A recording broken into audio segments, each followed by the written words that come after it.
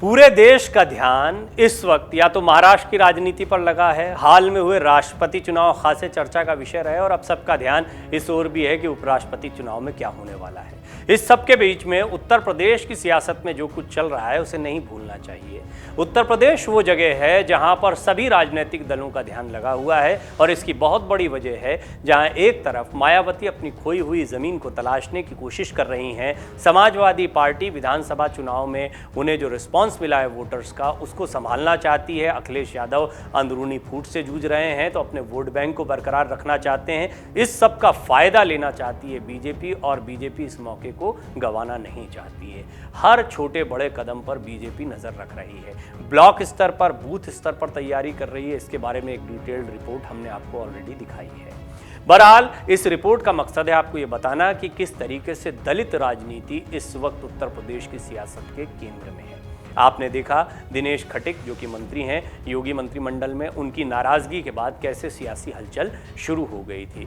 केशव प्रसाद मौर्य, अखिलेश यादव के बीच में दलितों को लेकर जो विवाद चल रहा है, जो एक दूसरे के ऊपर कमेंट्स किए गए हैं, वो भी सबके सामने है। आखिर किस तरह की राजनीति उत्तर प्रदेश में चल रही है, इस पर हम नजर डालेंगे इस रिपोर्ट में और जानने की कोशिश करेंगे कि उत्तर प्रदेश में दलितों की ये सियासत इतनी महत्वपूर्ण क्यों है। उत्तर प्रदेश में स्वतंत्र देव सिंह के अध्यक्ष के पद से इस्तीफे के बाद पार्टी में नए प्रदेश अध्यक्ष की दौड़ तेज हो गई है। प्रदेश का अगला बीजेपी अध्यक्ष कौन होगा, इसको लेकर अटकलों का बाजार गर्म है। माना जा रहा है जो इन हालातों में यूपी बीजेपी की कमान संभालेगा, पार्टी 2024 लोकसभा चुनाव में उसी के नेतृत्व में उतरेगी। वर्तमान यूपी बीजेपी अध्यक्ष स्वतंत्र देव सिंह 3 साल का कार्यकाल पूरा कर चुके हैं और अब योगी मंत्रिमंडल में शामिल हैं।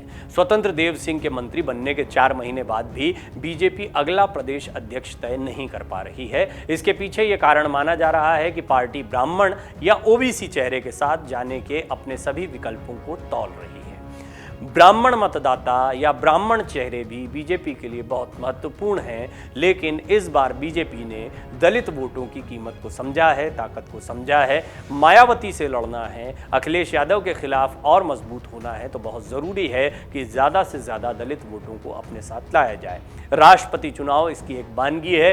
किस तरह से आदिवासी चेहरे को सामने रखकर बीजेपी ने एक बड़ा फायदा लिया है। ये बड़ा फायदा है उन गैर एनडीए दलों का भी बीजेपी के प्रत्याशी या एनडीए के प्रत्याशी द्रौपदी मुर्मू के साथ आ जाना, जो पहले विरोध करते दिखाई दे रहे थे। बहरहाल मायावती जैसी धुर विरोधी पार्टी ने भी द्रौपदी मुर्मू का समर्थन किया और ये समर्थन इस ओर इशारा करता है कि आने वाले समय में बीजेपी अगर ऐसा ही कोई कार्ड यूपी की सियासत में खेलती है तो ये मायावती के लिए भी मुश्किलों भरा हो सकता है। मायावती वो चेहरा हैं जो निर्विवाद रूप से उत्तर प्रदेश में दलितों की राजनीति के सबसे बड़े चेहरे के तौर पर पहचानी जाती हैं। ऐसे में ये सवाल उठना लाजमी है कि बीजेपी यूपी में अपना नया अध्यक्ष और ब्राह्मण, दलित या फिर ओबीसी समुदाय में से किस चेहरे को बीजेपी अपना चेहरा बनाएगी। पार्टी में एक मत ये है कि बीजेपी अध्यक्ष कोई ब्राह्मण नहीं होना चाहिए, क्योंकि उप मुख्यमंत्री ब्रजेश पाठक ब्राह्मण हैं और ये साधा गया है। केशव प्रसाद मौर्य और ब्रजेश पाठक के साथ में ब्राह्मण और दलित चेहरे को साधने की कोशिश की गई, पिछड़ों को साधने की कोशिश की गई है। मुख्यमंत्री भी ठाकुर जाति से हैं, ऊंची जाति मानी जाती है। पार्टी का एक धड़ा लगातार आवाज उठा रहा है कि संगठन में दलित और ओबीसी का प्रतिनिधित्व बहुत कम है। ऐसे में पार्टी नेतृत्व को ओबीसी या दलित को यूपी बीजेपी अध्यक्ष बनाना चाहिए।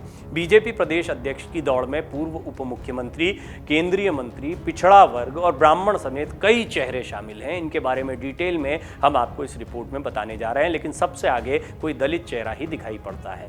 ब्राह्मण नेताओं की पहले बात कर लेते हैं। पूर्व उप मुख्यमंत्री डॉक्टर दिनेश शर्मा बाहर हो गए, उन्हें दोबारा उप मुख्यमंत्री नहीं बनाया गया और इसके बाद सवाल उठने लगे थे कि उनकी नई भूमिकाएं क्या हो सकती हैं। यदि संगठन में वो जाएंगे तो किस पद पर जाएंगे। उप मुख्यमंत्री के तौर पर 5 साल का कार्यकाल देखा, उनका कद बढ़ा रहा है।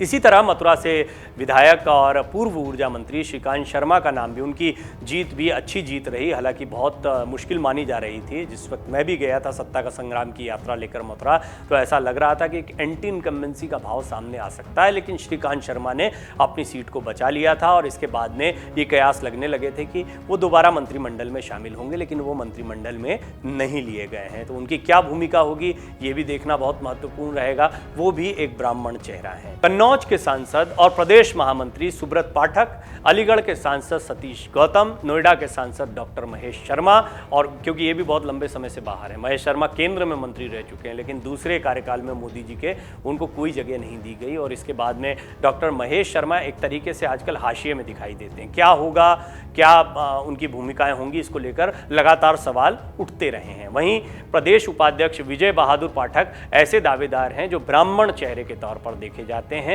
लेकिन जैसा हमने आपको शुरुआत में ही बताया कि ब्राह्मण दावेदारी को लेकर यह तर्क दिया जा रहा है कि इसे साधने के लिए ब्रजेश पाठक जी को उप मुख्यमंत्री ऑलरेडी बनाया गया है और दिनेश शर्मा की यह कमजोरी रही थी कि वो ब्राह्मण मतदाताओं में या ब्राह्मणों के मुद्दों को लेकर उतनी मजबूत दावेदारी पेश नहीं कर पा रहे थे और ब्रजेश पाठक ने ऐसे मौके पर ज्यादा सही प्रतिनिधित्व किया था पार्टी का और इसका इनाम उनको उप मुख्यमंत्री बनाकर दिया गया है। वो काफी एक्टिव भी दिखाई दे रहे हैं। वहीं पार्टी के राष्ट्रीय महामंत्री श्रीकांत शर्मा की पैरवी भी की जा रही है और श्रीकांत शर्मा के विषय में हमने अभी आपको बताया भी। लेकिन सबसे ज्यादा जिन लोगों के नाम चल रहे हैं वो कौन हो सकते हैं और क्यों हो सकते हैं, ये हम आपको बताते हैं। पिछड़े वर्ग से केशव के नाम की भी चर्चा है। भाजपा प्रदेश अध्यक्ष पद के लिए पिछड़े वर्ग से उप मुख्यमंत्री केशव प्रसाद मौर्य का नाम भी चर्चा में है। बीते दिनों केशव प्रसाद मौर्य 2 दिवसीय दिल्ली यात्रा के दौरान आए। उन्होंने प्रधानमंत्री नरेंद्र मोदी और भाजपा के तमाम दिग्गज नेताओं से मुलाकात की और इसके बाद लखनऊ से दिल्ली तक केशव को फिर संगठन की कमान सौंपने की चर्चा तेज हो गई। केशव प्रसाद मौर्य के नेतृत्व में भी भाजपा ने 2017 में 325 सीटें जीतने का रिकॉर्ड बनाया था। केशव प्रसाद मौर्य सिराथू से अपना चुनाव हार गए थे और बीजेपी की जीत जितनी बड़ी चर्चा का विषय नहीं बनी, उससे बड़ी चर्चा का विषय केशव प्रसाद मौर्य की सिराथू से हार बन गई थी। इस हार के बावजूद उन्हें उप मुख्यमंत्री पद दिया गया पिछली बार के मुकाबले। दिनेश शर्मा को उप मुख्यमंत्री नहीं बनाया गया, लेकिन केशव प्रसाद मौर्य को बनाया गया। पिछड़ों को साधना था और यही वजह थी कि उन्हें यह बड़ा पद दिया गया। लेकिन क्या उनकी जिम्मेदारियां और बढ़ सकती हैं, संगठन में और मजबूत जिम्मेदारियां मिल सकती हैं। वहीं पिछड़े वर्ग से कुछ और लोगों की बात की जाए तो केंद्रीय मंत्री BL वर्मा और पंचायती राज मंत्री भूपेंद्र सिंह चौधरी की दावेदारी भी मजबूत दिखाई दे रही है।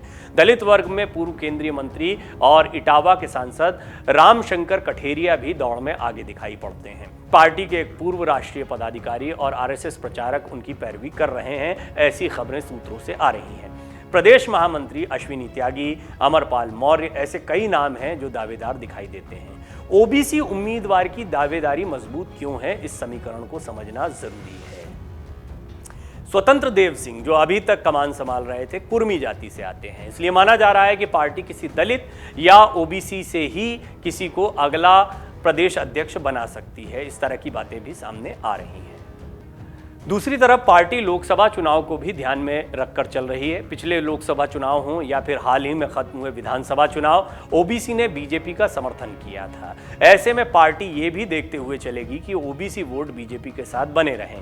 उत्तर प्रदेश की कुल आबादी में OBC की 40% हिस्सेदारी है। माना जाता है कि गैर यादव OBC के लगभग 58% ने 2017 में भाजपा को वोट दिया था। यह हिस्सा 2022 में लगभग 65% तक जाने का अनुमान है। इन सब बातों के अलावा यूपी बीजेपी का अगला अध्यक्ष चुनते हुए बीजेपी इस बात का ध्यान रखेगी कि नए अध्यक्ष की संगठनात्मक मामलों पर पकड़ कैसी होती है। ये पकड़ मजबूत होनी चाहिए। अब कौन कौन हो सकते हैं यूपी बीजेपी के अगले अध्यक्ष, इन नामों पर जरा गौर करते हैं। यूपी बीजेपी के नए अध्यक्ष के तौर पर दर्जन भर नाम शामिल हैं, लेकिन जिनका नाम सबसे आगे चल रहा है उनमें उप मुख्यमंत्री केशव प्रसाद मौर्य का नाम सबसे आगे है, जैसा कि हमने रिपोर्ट में पहले भी आपको बताया। इनके अलावा पूर्व deputy CM doctor Dinesh Sharma का नाम भी है, केंद्रीय मंत्री BL वर्मा, कैबिनेट मंत्री भूपेंद्र चौधरी, सांसद सुब्रत पाठक, रामशंकर कठेरिया, दिनेश उपाध्याय, ब्रज बहादुर, विनोद सोनकर सहित अन्य नाम भी इस दौड़ में शामिल हैं। लेकिन यह तय माना जा रहा है कि उत्तर प्रदेश की सियासत को देखते हुए किसी दलित चेहरे को मैदान में उतारा जा सकता है। इसकी वजह यह है कि अब बीजेपी का ध्यान सत्ता से ज्यादा आगामी लोकसभा चुनाव पर है। सभी जानते हैं कि लोकसभा चुनाव में उत्तर प्रदेश से ही दिल्ली का रास्ता होकर गुजरता है। ये पुरानी कहावत है और सही कहावत है। इन 80 सीटों पर जिसकी ज्यादा बड़ी जीत होती है वो केंद्र में सत्ता पर काबिज होता है। बीजेपी को अभी तक जो 2 बार मौके मिले हैं, प्रधानमंत्री मोदी की लोकप्रियता जो देखने देखने को मिली है, उसकी बहुत बड़ी वजह उत्तर प्रदेश की बड़ी जीत को माना जाता है। अकेले उत्तर प्रदेश की सीटों के दम पर बीजेपी पूर्ण बहुमत लाने में कामयाब होती है। उत्तर प्रदेश कितना महत्वपूर्ण है इसका अंदाजा इस बात से लगाया जा सकता है कि प्रधानमंत्री मोदी खुद वाराणसी संसदीय क्षेत्र से अपना चुनाव लड़ते हैं। इस संसदीय क्षेत्र के विकास पर उन्होंने बहुत ध्यान दिया है और लिहाजा उत्तर प्रदेश की राजनीति में जब लोकसभा चुनाव होते हैं तो भी बीजेपी बहुत एक्टिव दिखाई देती है। ऐसे में यह बड़ा फैसला लेना कि स्वतंत्र देव सिंह के बाद कौन होगा बीजेपी का आगामी अध्यक्ष, इस पर बीजेपी बहुत सोच विचार करेगी। लेकिन यह तय माना जा रहा है कि पिछड़ा समाज से कोई बड़ा चेहरा बीजेपी का अध्यक्ष पद संभाल सकता है और केशव प्रसाद मौर्य जो कि वर्तमान में उप मुख्यमंत्री हैं वो इसके लिए एक अच्छी चॉइस हो सकते हैं। फिर भी इंतजार करना होगा, कई और बड़े नाम दौड़ में चल रहे हैं, कई सियासी समीकरण देखने को मिलते हैं। मायावती जैसा दलित चेहरा उत्तर प्रदेश में एक्टिव है, तो अखिलेश यादव भी लगातार कोशिश कर रहे हैं कि वो सिर्फ मुस्लिम और यादव समुदाय के भरोसे न रहें, वो दलितों को भी अपने साथ जोड़ने की कोशिश करें। इस सारे राजनीतिक उठापटक के बीच में बीजेपी का नया कार्ड हो सकता है दलित कार्ड, और पहले ही वो आदिवासी कार्ड राष्ट्रपति चुनाव के दौरान खेल चुकी है। डाउनलोड करें अमर उजाला ऐप और पाएं खबरें लगातार। अगर आप ये वीडियो YouTube पर देख रहे हैं तो हमारे चैनल को सब्सक्राइब करें और बेल आइकन को दबाना ना भूलें। अगर आप Facebook पर यह वीडियो देख रहे हैं तो हमारे पेज को लाइक करें।